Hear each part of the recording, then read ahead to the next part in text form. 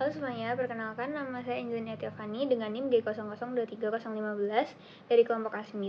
Pada kesempatan kali ini, saya akan menjelaskan mengenai sistem genitouropoetika dan sistem reproduksi pada pria dan wanita. Pertama, saya akan menjelaskan mengenai mekanisme ereksi.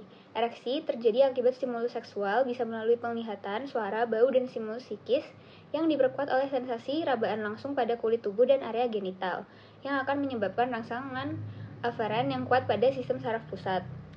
Selanjutnya, si impuls aferen berjalan dari pusat ke medula spinalis menuju sistem parasimpatik segmen S2 sampai 4. Serabut preganglionik parasimpatik masuk ke plexus hypogastricus inferior bersinap pada neuron postganglionik. Serabut postganglionik berjalan bersama arteri pudenda interna masuk ke jaringan erektil pada radix penis yang menyebabkan vasodilatasi arteri. Vasodilatasi arteri ini menyebabkan peningkatan aliran darah dalam jumlah yang besar ke dalam jaringan erektil. Selanjutnya, corpora cavernosa dan corpus spongiosum penis membesar karena terdapat pengisian darah, yang selanjutnya akan menekan aliran balik vena pada fascia yang melingkupi. Selanjutnya, aliran darah keluar dari jaringan erektil dihambat dan tekanan dalam penis dipertahankan tetap tinggi. Selanjutnya, penis panjang dan diameter penis akan bertambah, yang bisa dikatakan sebagai kondisi ereksi. Apabila klimaks rangsang seksual tercapai, terjadi ejakulasi atau rangsangan seksual terhenti atau dihambat. Selanjutnya, arteri yang memvaskularisasi jaringan erektil mengalami vasokonstriksi dan akan menyebabkan penis kembali ke posisi lemas atau flaccid dan kembali ke ukuran semula. Saat ereksi, terdapat arteri dan vena yang masuk ke corpus spongiosum dan corpus cavernosa.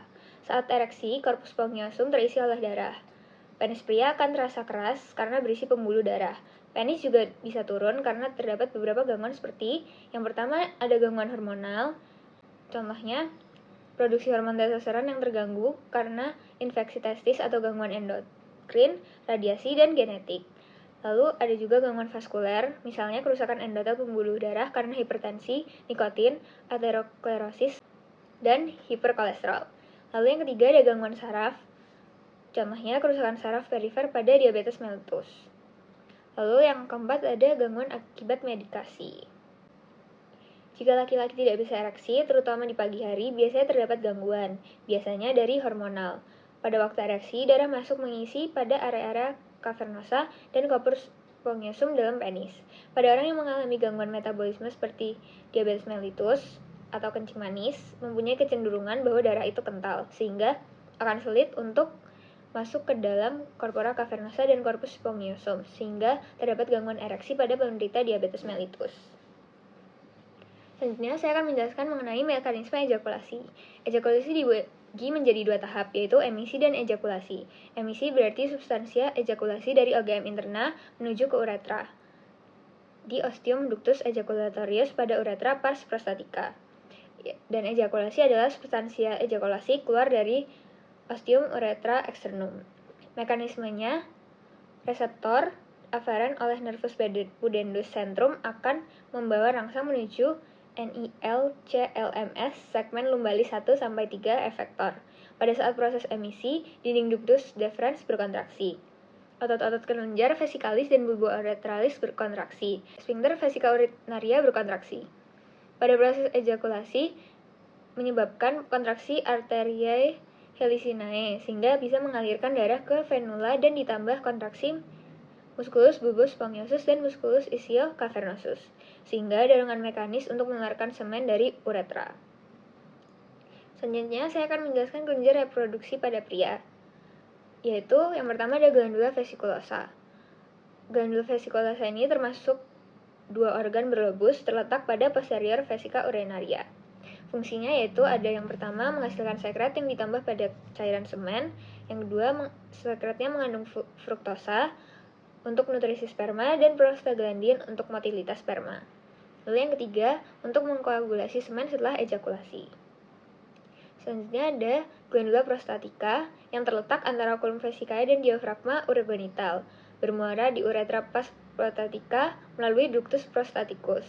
Fungsinya untuk menghasilkan cairan tipis seperti susu yang mengandung asam sitrat dan fosfatase asam yang ditambahkan saat ejakulasi. Dan juga sekretnya bersifat alkalis sehingga menetralkan suasana asam di dalam vagina. Lalu yang ketiga ada glandula bulbo-uretralis yang terletak di dalam diafragma urogenital. Salurannya bermuara di uretra pars spongiosa, homolog dengan glandula vestibularis mayor. Fungsinya untuk menghasilkan sekret pada fase ereksi, cairan mukus untuk pelumas sebelum berhubungan seksual. Selanjutnya, saya akan menjelaskan mengenai fertilisasi. Fertilisasi merupakan suatu proses pertemuan kedua sel gamet yang terdiri dari sel sperma dari laki-laki dan sel telur atau ovum dari perempuan. Fertilisasi awalnya terjadi di ampula tuba Fallopi. Lalu setelah sel sperma membuahi dan membentuk zigot, akan bergerak dengan bantuan otot melalui tuba uterina menuju uterus. Fertilisasi ini hanya 1% sperma yang mengendap di dalam vagina yang memasuki serviks. Tempat sperma ini bertahan hidup selama berjam-jam. Pergerakan sperma dari serviks ke tuba uterina terjadi akibat otot uterus yang berkontraksi dan tuba uterina, dan sangat sedikit dibantu oleh dorongan sperma itu sendiri. Perjalanan dari serviks ke tuba uterina dapat terjadi paling cepat 30 menit atau paling lambat 6 hari. Setelah mencapai isthmus, sperma menjadi kurang motil dan berhenti bermigrasi. Saat ovulasi, sperma kembali menjadi motil. Kemungkinan disebabkan oleh kemuatrakan yang dihasilkan oleh sel-sel kumulus yang mengelilingi sel telur dan berenang menuju ampula tempat fertilisasi biasanya terjadi.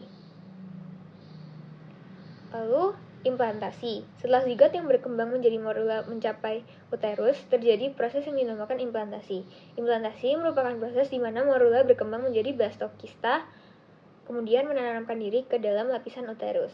Saat implantasi, mukosa uterus berada di fase sekretorik. Selama fase ini, kelenjar dan arteri uterus bergelung-gelung dan jaringan menjadi tebal basah.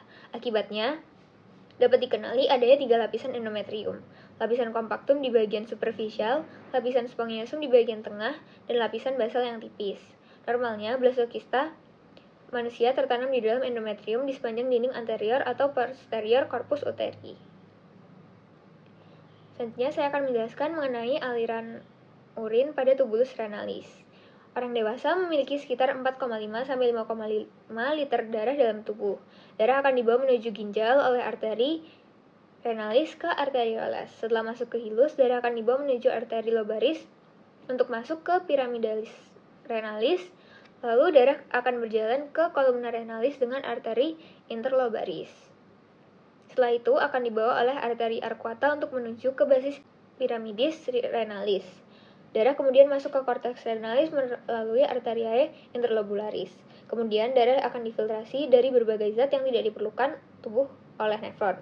Darah akan masuk ke kapsula Bowman melalui arteriole afferent. Kemudian terjadi proses filtrasi di glomerulus dan meninggalkannya lewat arteriole efferent. Tekanan osmosis dan hidrostatis akan mengarahkan air dan plasma darah. Proses filtrasi akan menyaring partikel sangat kecil seperti air, ion anorganik, glukosa, dan sisa metabolisme seperti urea dan kreatinin. GFR regulation yang berperan penting dalam proses filtrasi bekerja karena adanya vasokonstriksi dan dilatasi dari arteriole afferent. Setelah dari glomerulus, hasil filtrasi akan dibawa menuju ke tubulus contortus proximal untuk proses reabsorpsi. Zat-zat yang masih diperlukan tubuh akan masuk ke perirenal kapiler. Setelah itu, urin akan melewati lengkung Henle descendens dan lengkung Henle ascendens. Konsentrasi dari urin akan semakin pekat karena adanya proses osmosis. Kemudian dibawa ke tubulus contortus distal dan ke tubulus collectivus. Kemudian keluar melalui papilla renalis, calyx minor, calyx mayor, pelvis renalis, dan akhirnya akan masuk ke ureter. Ureter akan membawa urin tersebut menuju ke vesika urinaria. Otot pada ureter akan berrelaksasi agar urin dapat diturunkan dan tidak kembali lagi menuju ginjal atau terjadi reflux. Setelah vesika urinaria penuh, reseptor yang ada di vesika urinaria akan mengirimkan sinyal ke otak. Musculus sphincter externum akan rileks dan membiarkan urin menuju ke uretra. Pada pria terdapat 4 pars yang harus dilewati. Ada pars preprostatica, pars prostatica, pars membranosa, dan pars spongiosa. Ini untuk gambar dari tubulus renalis. Untuk penjelasan dari ureter, saat filtrat melewati ureter, terdapat 3 penyempitan, yaitu yang pertama, ureteropelvic junction yang merupakan pertemuan antara pelvic renalis dan ureter. Lalu yang kedua, saat terdapat penyilangan dari arteri iliaca communis. Lalu saat memasuki vesika urinaria. Ureter juga dalam posisi miring untuk mencegah urin kembali ke ginjal. Sistem urinaria termasuk ren, ureter, vesika urinaria, dan uretra. Ren mengekskresi sisa-sisa metabolisme dalam bentuk urin dan mempertahankan senyawa seperti potasium dan sodium serta air dalam keadaan seimbang. Ureter membawa urin keluar dari ren menuju vesika urinaria. Di sana, urin akan ditampung sementara. Lalu, urin akan dibuang keluar tubuh melalui uretra dari vesika urinaria. Ren atau ginjal. Ren membuang urea dari darah melalui unit filtrasi fungsional bernama nefron. Dalam setiap nefron terdapat kapiler darah kecil bernama glomerulus dan tabung kecil bernama tubulus renalis. Urea bersama dengan senyawa cair lainnya membentuk urin yang melewati nefron dan turun melalui tubulus renalis. Setiap harinya, Ren memfilter sekitar 120-150 liter darah untuk membuang sisa metabolisme dan menyeimbangkan cairan. Proses ini menghasilkan sekitar 1-2 liter urin per hari. Selanjutnya ureter. Ureter adalah saluran yang menyalurkan urin dari ren ke vesika urinaria. Otot-otot di dinding ureter secara terus-menerus berkontraksi dan berelaksasi untuk memaksa urin turun ke bawah menjauhi ren. Jika urin refleks ke atas, ren dapat terkena infeksi. Sekitar 10-20 detik sekali, sejumlah kecil urin dikosongkan dari ureter menuju vesika urinaria. Vesika urinaria merupakan tempat penyimpanan sementara urin. Ukuran dan bentuk vesika urinaria tergantung berapa banyak urin di dalamnya dan tekanan yang diterima dari organ lain. Vesika urinaria mempunyai lapisan muskularis yang terdiri dari 3 lapis otot polos yang disebut musculus detrusor. Pada kolom vesikae terdapat musculus sphincter vesicae. Kontraksi dari otot-otot ini membantu untuk menahan urin agar tidak bocor.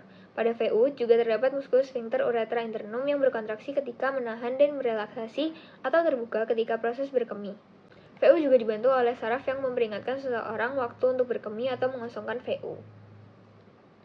Lalu yang terakhir ada uretra. Uretra berfungsi untuk menyalurkan urin keluar tubuh melalui orificium uretra externum. Otak mengirim sinyal ke otot VU untuk berkontraksi, sehingga dapat mengeluarkan urin dari VU. Pada waktu yang bersamaan, otak mengirim sinyal ke otot sphincter untuk berelaksasi mengeluarkan urin keluar dari VU ke uretra. Pada wanita, uretra sangat pendek dengan panjang 4-5 cm dan hanya dilalui oleh urin. Sedangkan pada pria lebih panjang dengan panjang 20 cm dan dilalui oleh urin serta semen. Selanjutnya saya akan menjelaskan mengenai pengaturan refleks dan volunteer proses berkemih. Refleks berkemih terpicu ketika reseptor regang di dalam dinding kandung kemih terangsang. Kandung kemih pada orang dewasa dapat menampung hingga 250-400 ml urin sebelum tegangan di dindingnya mulai cukup meningkat untuk mengaktifkan reseptor regang. Semakin besar tegangan melebihi ukuran ini, semakin besar tingkat pengaktifan reseptor.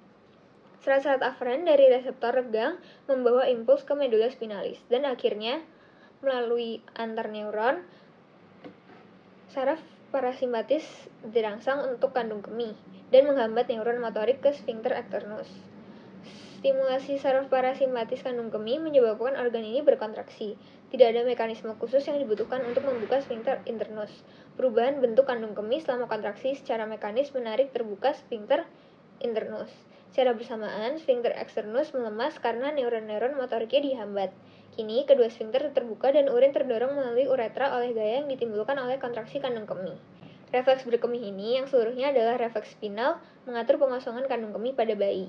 Segera setelah kandung kemih terisi, cukup untuk memicu refleks bayi secara otomatis berkemih. Lalu untuk kontrol volunteer berkemih, selain memicu refleks berkemih, pengisian kandung kemih juga menyadarkan yang bersangkutan akan keinginan untuk berkemih. Persepsi penuhnya kandung kemih muncul sebelum sphincter externus secara refleks melemas, memberi peringatan bahwa miksi akan segera terjadi. Akibatnya, kontrol volunteer berkemih yang dipelajari selama toilet training pada masa anak-anak dapat mengalahkan refleks berkemih, sehingga pengosongan kandung kemih dapat berlangsung sesuai keinginan yang bersangkutan, dan bukan ketika pengisian kandung kemih pertama kali mengaktifkan reseptor regang. Jika waktu refleks miksi tersebut dimulai kurang sesuai untuk berkemih, maka yang bersangkutan dapat dengan sengaja mencegah pengosongan kandung kemih dengan mengencangkan sphincter externus dan diafragma pelvis. impuls eksitatorik volunter dari korteks cerebri mengalahkan sinyal inhibitorik refleks dari reseptor gang ke neuron-neuron motorik yang terlibat. Keseimbangan relatif PPE dan PPI. Sehingga otot-otot ini tetap berkontraksi dan tidak ada urin yang keluar. Berkemih tidak dapat ditahan selamanya. Karena kandung kemih terus terisi, maka sinyal refleks dari reseptor gang meningkat seiring waktu.